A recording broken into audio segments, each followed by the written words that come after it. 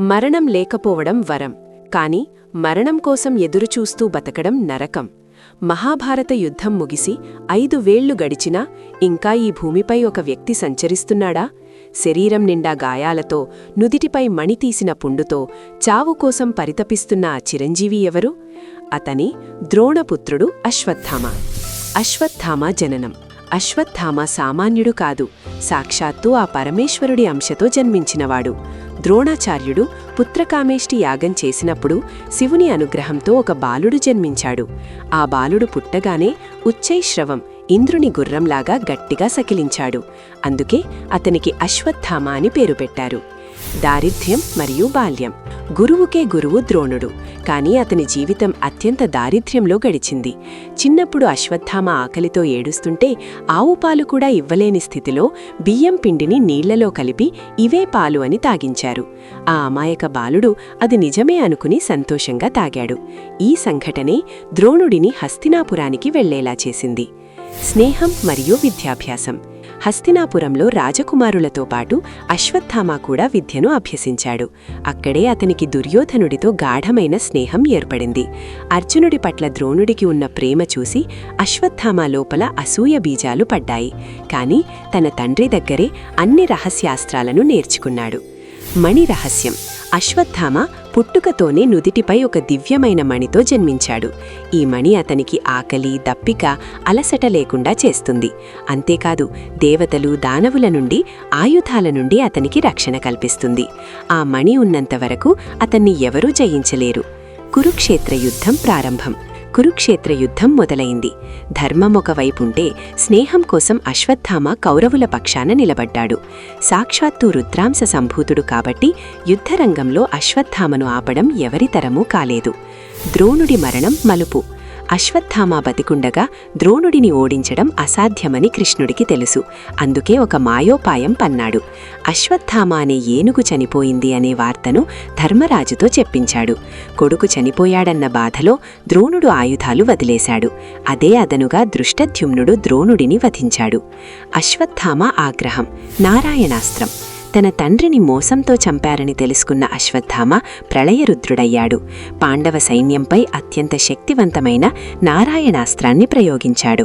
ఆ అస్త్రం ముందు ఎవరూ పోరాడలేరు. కేవలం ఆయుధాలు వదిలేసి నమస్కరిస్తేనే ప్రాణాలు దక్కుతాయి. కృష్ణుడి సూచనతో పాండవులు అలాగే చేసి బతికిపోయారు. దుర్యోధనుడి పతనం. యుద్ధం చివరి దశకు చేరింది. భీముడి గదాఘాతానికి తొడలు విరిగి చావు బతుకుల్లో ఉన్నాడు దుర్యోధనుడు. తన రారాజు స్థితిని చూసి అశ్వత్థామ తట్టుకోలేకపోయాడు. పాండవుల వంశాన్ని నాశనం చేస్తానని మరణిస్తున్న మిత్రుడికి మాట ఇచ్చాడు. రాత్రి దాడి. ఉప పాండవుల వధ. ఇది మహాభారతంలోనే అత్యంత ఘోరమైన ఘట్టం. యుద్ధం ధర్మబద్ధంగా జరగాలి, కాని పగతో రగిలిపోతున్న అశ్వత్థామ నిద్రపోతున్న వారిపై దాడి చేశాడు. చీకట్లో పాండవులే అని భ్రమపడి ద్రౌపది 5 కొడుకులైన ఉప పాండవులను దారుణంగా నరికేశాడు. నిజం తెలుసుకున్న అశ్వత్థామ. రియలైజేషన్. పాండవుల తలలు తెచ్చానని సంతోషంగా దుర్యోధనుడికి చూపించాడు. కాని అవి ఉప పాండవుల తలలని గుర్తించిన దుర్యోధనుడు, వంశం నిలబడే చిన్నపిల్లలను చంపి తప్పు చేశావు మిత్రమా అని బాధపడుతూ ప్రాణాలు విడిచాడు. పాండవుల ప్రతిజ్ఞ. పాండవాస్ రివెంజ్. తన పుత్రుల మరణాన్ని చూసి ద్రౌపది గుండె పగిలేలా రోదించింది. అశ్వత్థామ తల తీసుకురాకపోతే నేను ప్రాణాలు వదులుతానని భీష్మించుకుంది. అర్జునుడు, భీముడు, కృష్ణుడు అశ్వత్థామను వెతుక్కుంటూ వ్యాస ఆశ్రమానికి వెళ్లారు. బ్రహ్మాస్త్ర ప్రయోగం. తనను చంపడానికి వస్తున్నారని తెలిసి అశ్వత్థామ గడ్డిపరకను మంత్రించి బ్రహ్మాస్త్రాన్ని ప్రయోగించాడు. ప్రతిగా అర్జునుడు కూడా బ్రహ్మాస్త్రాన్ని వదిలాడు. 2 మహాస్త్రాలు ఢీకుంటే భూమి బూడిద అవుతుందని భయపడి ఋషులు వాటిని ఉపసంహరించుకోమని కోరారు. అర్జునుడు వెనక్కి తీసుకున్నాడు. కాని అశ్వత్థామకు వెనక్కి తీసుకోవడం రాదు. మహాపాపం. ఉత్తర గర్భం.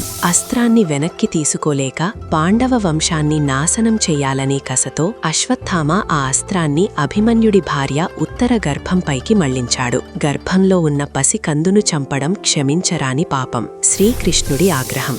అశ్వత్థామ చేసిన పనికి శ్రీకృష్ణుడు ఆగ్రహోదగ్రుడయ్యాడు. వెంటనే తన యోగశక్తితో ఉత్తర గర్భంలో ఉన్న శిశువును బతికించాడు. ఆ బాలుడే తర్వాత పరీక్షిత్తు అయ్యాడు. కాని అశ్వత్థామకు మాత్రం కృష్ణుడు ఊహించని శిక్ష విధించాడు. శాపం మరియు మణి తొలగింపు. నువ్వు మరణాన్ని కోరుకున్నా అది నీ దరి చేరదు. 3000 సంవత్సరాల పాటు లేదా కలియుగాంతం వరకు ఒంటరిగా శరీరం నిండా చీము రక్తం కారుతున్న గాయాలతో ఎవ్వరూ లేని అడవుల్లో తిరుగుతూ ఉంటావు అని కృష్ణుడు శపించాడు. ద్రౌపది కోరిక మేరకు అతని నుదిటిపై ఉన్న మణిని తీసేశారు. ఆ గాయం ఎప్పటికీ మానదు. అశ్వత్థామ ఎక్కడికి వెళ్లాడు? అవమాన భారంతో శాపగ్రస్తుడైన అశ్వత్థామ అడవుల పాలయ్యాడు. పురాణాల ప్రకారం అతను వ్యాస మహర్షి ఆశ్రమానికి లేదా హిమాలయాలకు వెళ్లాడని చెబుతారు. కానీ కథ అక్కడితో అయిపోలేదు. అసలు మిస్టరీ ఇక్కడే మొదలైంది.